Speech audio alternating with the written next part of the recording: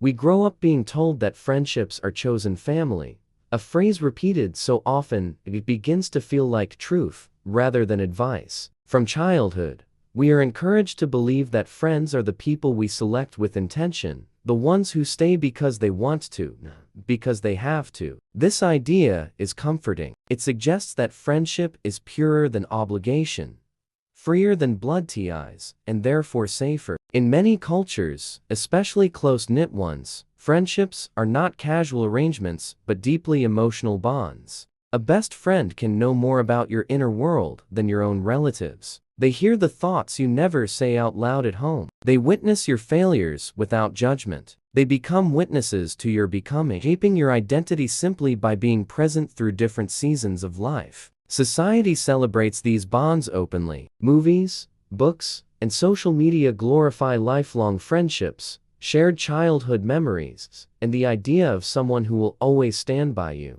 We praise loyalty as one of the highest virtues. We romanticize inside jokes that last decades and friendships that survive distance, marriage, and time. These stories teach us that closeness equals permanence. But what society rarely talks about is what happens when those bonds fracture. There is no script for the ending of a friendship that once felt unbreakable. There is no cultural ceremony, no acknowledgement, no shared language for the grief that follows. When a romantic relationship ends, people understand. When a friendship ends, people often don't. There's no ritual for grieving a friend who's still alive, still posting online, still attending gatherings you once shared. They haven't disappeared from the world, only from your inner circle. That absence is confusing. You're expected to move on quietly, as if the loss doesn't deserve the same weight as other kinds of heartbreak. At that time in my life, stability felt fragile in ways I didn't fully recognize until later.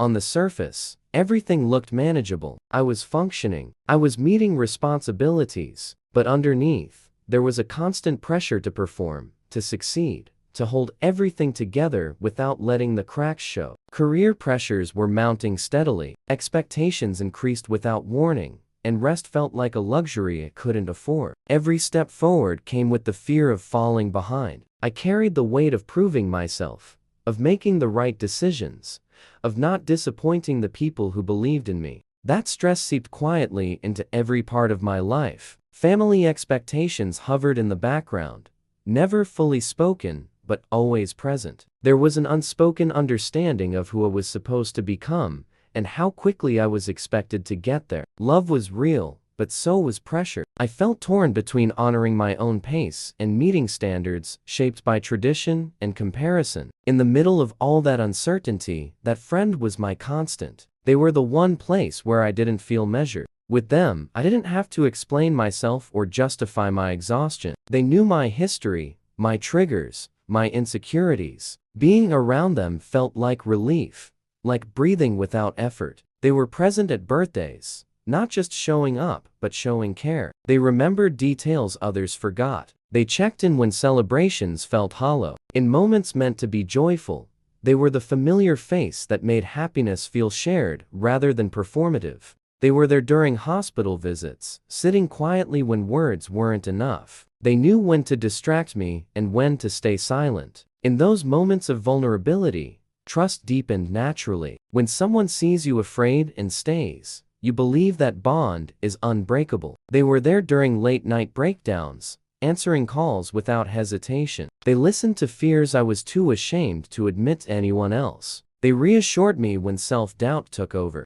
Those conversations created a sense of emotional safety that felt rare and irreplaceable. Over time, our lives became intertwined in subtle ways. We shared routines, habits, and rhythms. We knew each other's schedules, moods, and patterns. There was comfort in that predictability, in knowing someone would notice if something was wrong. Our social circles overlapped. Mutual friends saw us as a unit. People associated one of us with the other, as if our identities had merged in some small but meaningful way. That kind of closeness creates a shared social reality, one that feels stable because it's reinforced by others. In many ways, that friendship became an anchor. When other areas of life felt uncertain, it provided consistency. It reminded me that not everything was temporary, that some connections could remain steady even when circumstances changed. This is why the betrayal didn't just feel like an emotional injury. It wasn't limited to hurt feelings or disappointment. It disrupted the structure of my life.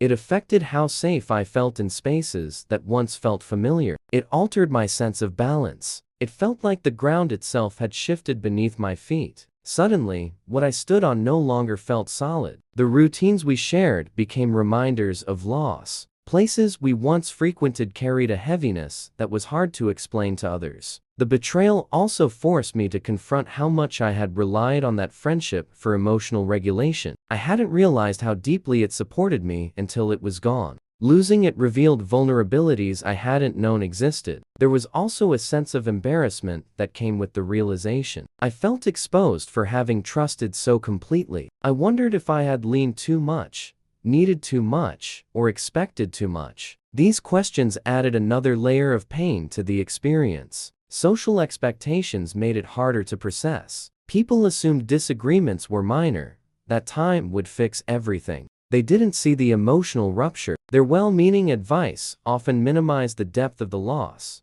making me feel misunderstood. In quiet moments, I questioned whether friendships were ever truly safe. If someone who knew me so well could hurt me, what did that say about the nature of closeness itself? That question lingered, reshaping how I viewed relationships moving forward. The cultural idea of unconditional friendship began to feel unrealistic. I started to see how expectations of constant loyalty can ignore the complexity of human behavior. People change, priorities shift, and sometimes, those changes come at the expense of others. Understanding this didn't immediately ease the pain, but it provided context. It helped me see the betrayal as part of a larger social pattern rather than an isolated personal failure. That perspective was grounding, even if it came slowly. I also began to recognize how little space society gives for processing non-romantic heartbreak. Emotional pain is often ranked, and friendship loss is rarely considered severe. That lack of validation can delay healing and deepen isolation. Over time,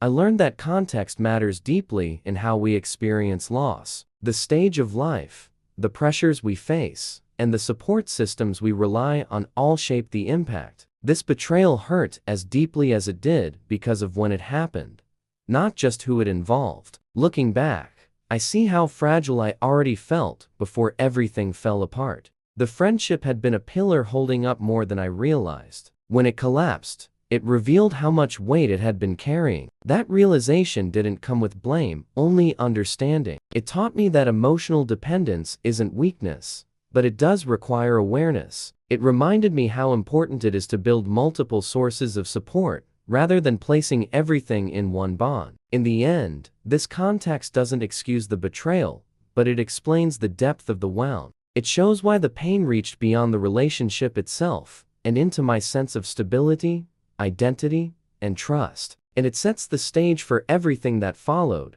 including the slow, difficult work of healing.